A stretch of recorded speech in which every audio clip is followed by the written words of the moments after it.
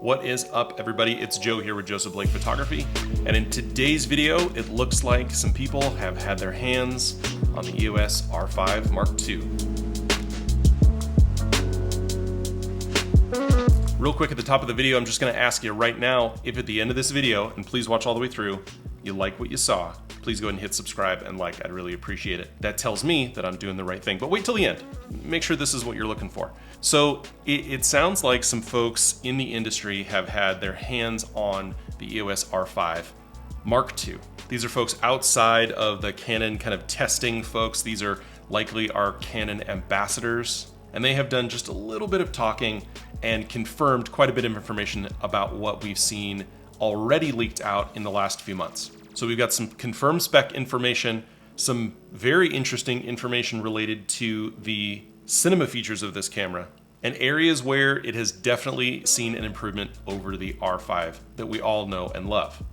And as we do so, I want to draw a through line and tell a bit of a story about how Canon released this camera. And if you remember back when the EOS R5 was first released, it was a phenomenal camera in the specs department, but right away, testers and early adopters notice this camera gets hot. Both the R5 and the R6 were, I won't say plagued, but definitely tempered in their releases with the news of these cameras overheating. Now we've seen firmware updates for the R5 as well as the release of the R6 Mark II that have significantly improved a lot of these things, but it is still something that Canon shooters with these cameras do have to think about. And then we saw the R5C with a lot of cooling features added and a lot of additional cinema features. Features we didn't see on the R5, and the question was always, well, why didn't this camera have this feature to begin with? And I think that's where we end up, where we're going to be with the R5 Mark II. So first, let's talk about the specs. We are still going to be getting a 45 megapixel sensor, though it is a brand new sensor with an incredibly fast readout speed. We're expecting 30 frame per second burst, eye control AF similar to what we have in the R3, and AI features adding the ability for things like action tracking and neural machine learning to identify and lock on to subjects. These features are being described very similarly to how we're seeing features in the R1, which recently had its development announcement, and how it will be bringing AI features into the camera to do wildlife and action photography. So now let's talk about ergonomics. It was reported that the R5 Mark II would be bringing on some of the additional ergonomic features in the R6 Mark II, specifically related to a move of the on and off switch to be more akin to the photo and video switch. So borrowing features from cameras where those features have been successful, the R3's eye tracking, the R6's ergonomics, and also from the R5C bringing in vents for additional cooling. Additionally, Canon has patent filings for a grip, and recall the grip for the R5 and the R6 was discontinued, but we have patent applications for a grip that specifically uses active cooling in order to continue to draw heat out of the R5.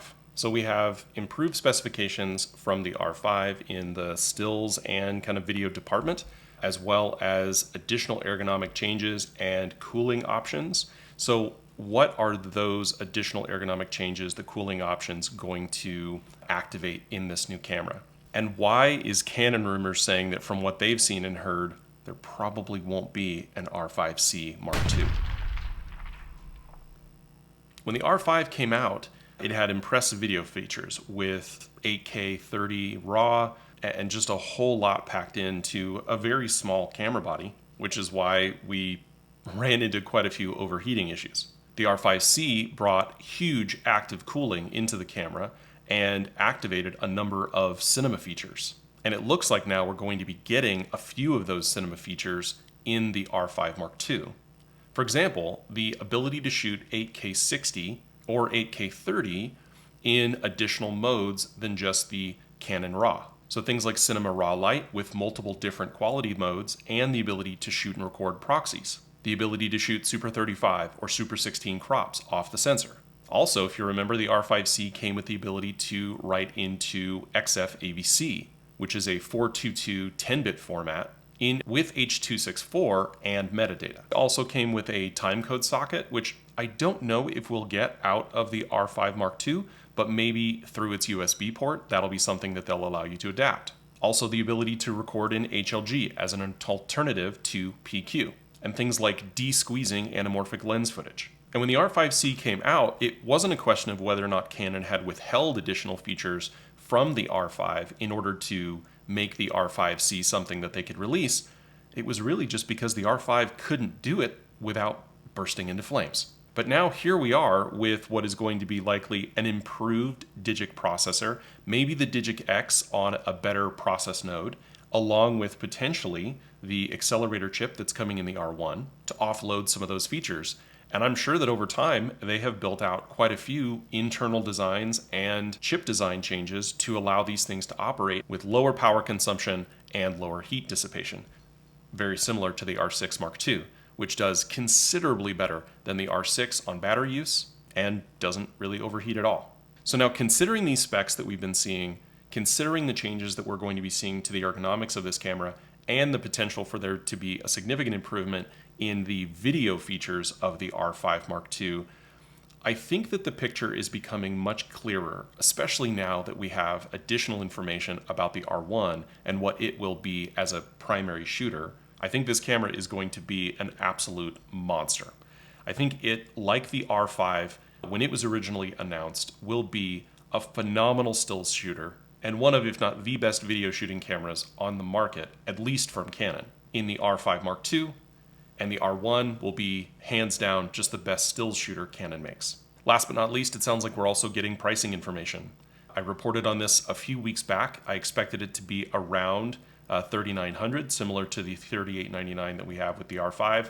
I agree, this will be $3,999. I do believe that there is the possibility that we will see some additional upgrade options that may include some of these software features that will have an additional price tag. I think that's just where the market is going to go. Not necessarily the subscription rumor that we saw a while back, but I definitely think that some of these things will come with an additional cost. The other rumor that we've been seeing that I'm not sure if I put a lot of stock into is a variable ND or a controllable ND system on the camera. There's also a cinema event that's supposed to be happening in a week, which I will be reporting on in a separate video. So that's it. Some people have seen it, some people have played with it. That's the reporting. Don't forget to check out my most recent video on the R1, which was fun to make. I was out riding my mountain bike. I'll put a link for that up top. And go ahead and check me out over on Instagram. I'm at jblakephotography. Don't forget to hit like and subscribe, and I will see you in the next one. Thanks.